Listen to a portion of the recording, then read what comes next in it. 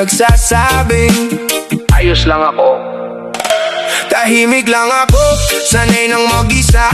Bitbit ang problema kahit mabigat nga pala. Kapag may kailangan, biglang naaalala. Pero pag ako naman parang wala lang halaga. Walang nagtanong kung kumusta ba ang laban, kung may lakas pa ba kung humarap sa kinabukasan. Humingiti na lang kahit sugatan ng damdamin. Tinatago ang luha sa likod ng bawat ngiti. At kapag may nagtanong, pre, kumusta ka? Ngingiti lang ako kahit wasak na pala.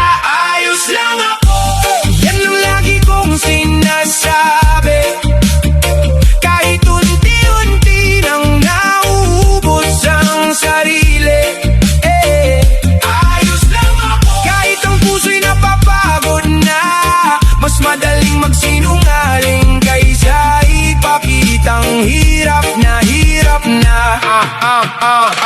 Hindi mo makikita sa mukha ang dinadala. Sanay nang magpuble kahit magulo ang eksena. Ako ang unang takbo kapag may problema ka. Pero bakit kapag ako wala ni isang kumakatok na? Laging online pero walang nangangamusta. Notification lang kapag may pabor na gustong ipagawa. Nakakapagod ding maging matatag sa mata nila. Kasi walang nakakaalam kung ilang gabi akong gising na. Paulit-ulit ang salitang ayos lang. Kahit ang dibdib ko'y gusto nang sumigaw. Hindi dahil matapang kundi wala lang malapitan. Kaya sariling balikat ang lagi kong sandalan.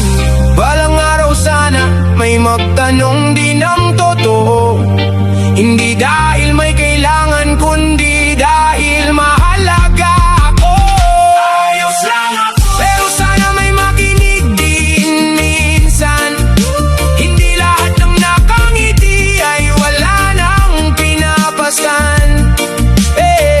Ayos lang ako, yan ang salitang aking panangga. Pero sa likod ng dalawang salitang yan, may pusong pagod na gusto lang ding makumusta. Kung may taong lagi mong nakikitang nakangiti, subukan mong tanungin, kumusta ka talaga? Minsan, yun lang ang hinihintay niyang marinig.